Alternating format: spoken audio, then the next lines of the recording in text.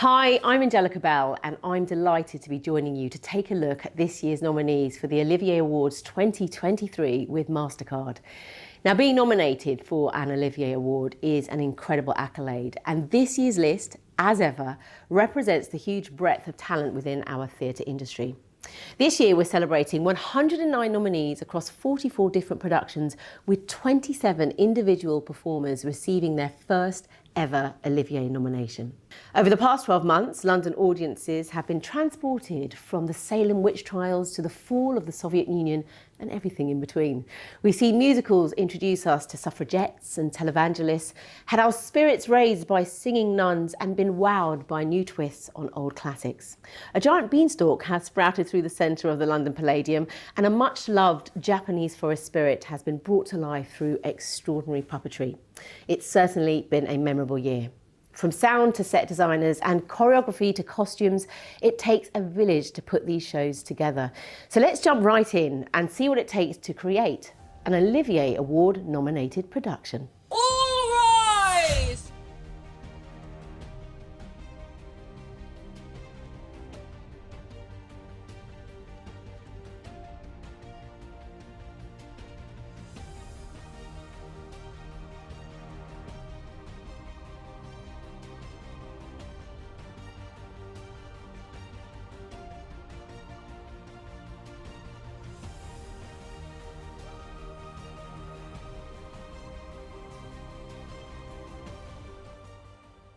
There's the proof, so much talent. With new plays and revivals alike, this year has seen some incredible stories take shape on stage under the direction of this year's talented nominees. Whether it's a full-scale musical or a one-person play, it takes serious vision to translate a production from page to stage. What's interesting about making the shift from Broadway to the West End is moving from an American world into a British world. Because it's so deep in the American history, it's so deep in our the history of racism in our country, of divisions in our country, that the kind of interesting journey here is introducing an all-British cast into this world and helping them understand and be a part and create and live in the circumstances of people in Southern Alabama in 1934. That's a fun challenge because I have a great deal of love and belief in actors that they can do anything, and especially this incredible cast. So I think it could be a pretty exciting adventure. Another crucial role we recognise is our theatre choreographers, who design the captivating physicality of plays and musicals alike through dance, movement and even puppetry. Gillian Lynn was the first choreographer to be recognised by the Olivier Awards for her groundbreaking work on Cats in 1981. In recognition of the vital role she played championing choreographers within the theatre industry, this year the award for Best Theatre Choreographer has been renamed in her honour.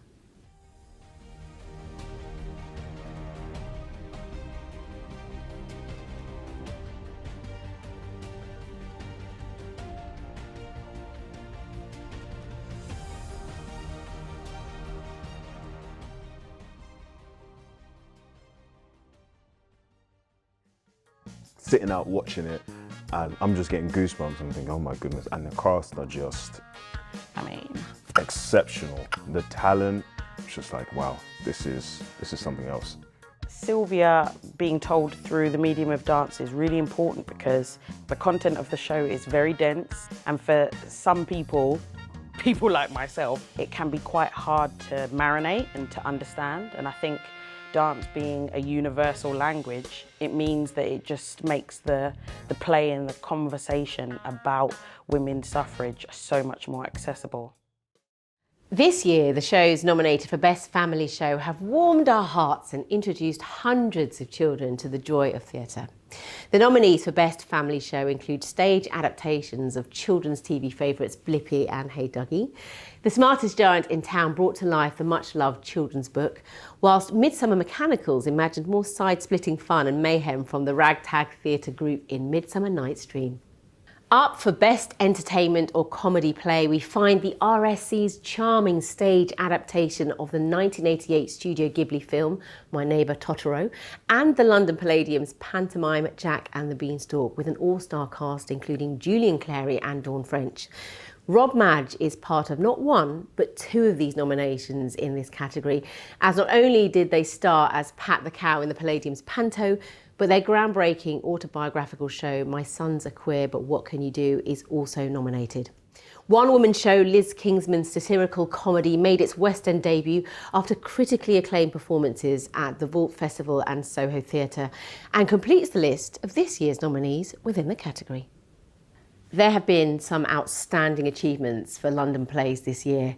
After a sold-out run at the Harold Pinter Theatre, Prima Facie, starring Jodie Comer, became the UK's highest-grossing event cinema release. Everyone up! Dancing! Suit jackets, flying on the backs of chairs, noise, ice smokes outside, 1 a.m, still dancing. For black boys who have considered suicide when the hue gets too heavy, featured the West End debuts of 6 actors who are collectively nominated for Best Actor in a Supporting Role. Patriots, starring Tom Hollander, will be transferring to the West End following its successful run at the Almeida Theatre. And To Kill a Mockingbird saw writer Aaron Sorkin reimagine and restructure the classic American novel for the stage. 2 20th century American plays have been nominated for the Cunard Best Revival this year. The Almeida Theatre's dramatic staging of Tennessee Williams' drama A Streetcar Named Desire, and the National Theatre's chilling revival of Arthur Miller's 1953 play The Crucible brought new life to classic texts, and both transferred to the West End this season. Good, set in pre-war Germany, wrestles the idea that all it takes for evil to prevail is for good men to do nothing, and feels just as poignant today as when it was written by British playwright C.P. Taylor in 1981. Jerusalem, considered one of the nation's favourite plays, returned to the Apollo Theatre, where it played 12 years before. Our affiliate theatres have seen a huge range of new work showcasing the talent of emerging playwrights. Ages of Feeling at Soho Theatre saw different anecdotes shared at each performance. Blackout Songs at the Hampstead Theatre downstairs told a spiralling tale of love and addiction. The P Word at the Bush Theatre explored the parallel lives of 2 gay Pakistani men living in Britain. Paradise Now, also at the Bush Theatre, exposed the ambitious and exploitative world of pyramid schemes, and 2 Palestinians Go Dogging at the Jerwood Theatre upstairs at Royal Court Theatre comedically explored how the mundane and the political interact in a zone of conflict.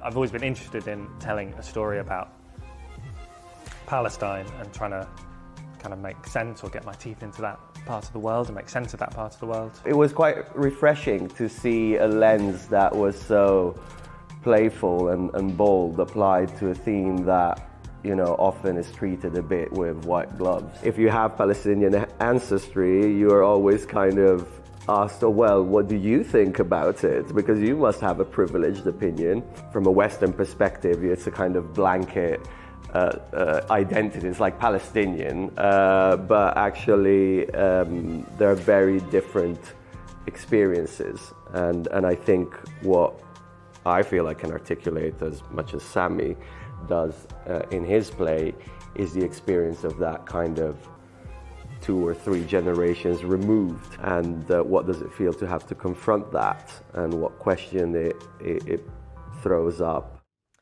This year, the world of musical theatre has seen favourite classics and new treasures on London stages. 2 Rodgers and Hammerstein classics, South Pacific and Oklahoma, have been revived to great acclaim.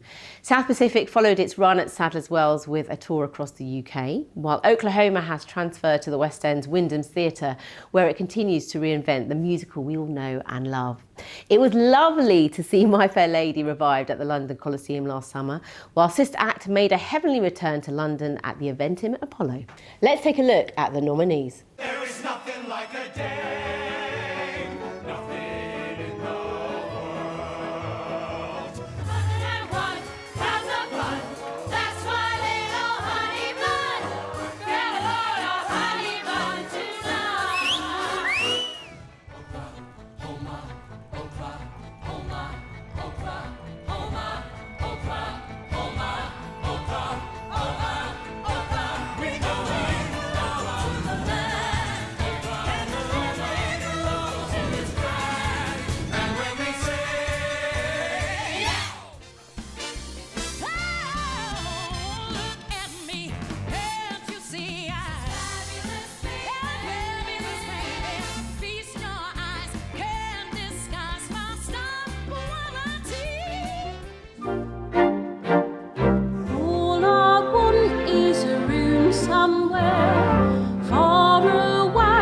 from the cold night air with one enormous chair. Oh, wouldn't it be lovely? In all of the new musicals nominated this year, we see the power of community. Sylvia Pankhurst unites activists for the cause of women's suffrage. Tammy Faye brings new ideas of love and acceptance to Americans who tune into their televangelist network. Standing at the Sky's Edge connects the lives of 3 generations in the same Sheffield flat over 6 decades. And in the band's visit, a group of Egyptian musicians relate to the families living in the unfamiliar Israeli town they're deserted in. And of course, the sensational work of orchestrators, composers, lyricists and musical directors connects us to these characters' journeys. The magic of musicals comes from the unique way these talented individuals bring stories and emotion vibrantly to life through music. And we're left humming songs for days afterwards. My name's Tarek Merchant and I'm the musical director for The Band's Visit. I think the thing that's really distinctive about the music in The Band's Visit is that it's a very unusual combination of flavours and styles, so it's got the quality of a musical theatre piece but without any of the razzle-dazzle or it's very intimate. The musical styles weave together songs that have catchy hooks and you could enjoy as a song, but also Arabic music, sort of leaning towards classical Arabic music, often Middle Eastern influences woven with what feels like a sort of jazz feel at times, and actually the combination of all of those styles together feels very distinctive and unique, and I can't think of another musical theatre piece that quite manages to walk that tightrope.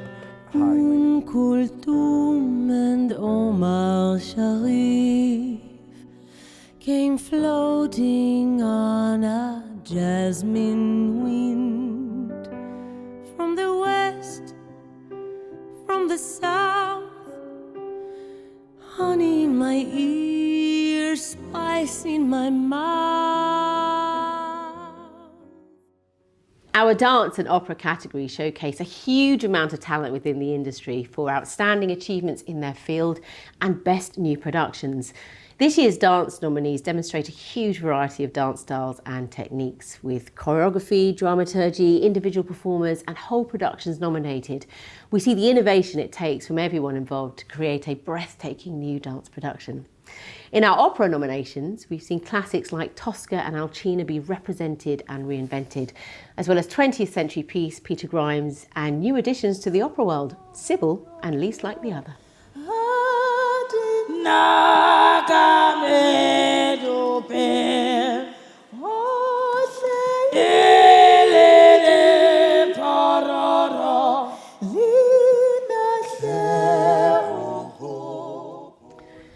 The design of a production immerses us in the stories we see on stage and brings us into a world before the first word is even spoken.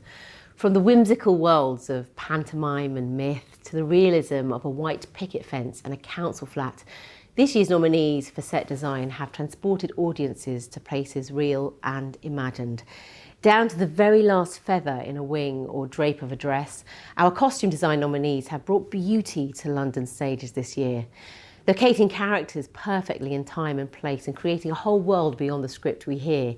I think we can all agree that we've been sport for choice with enchanting design this year.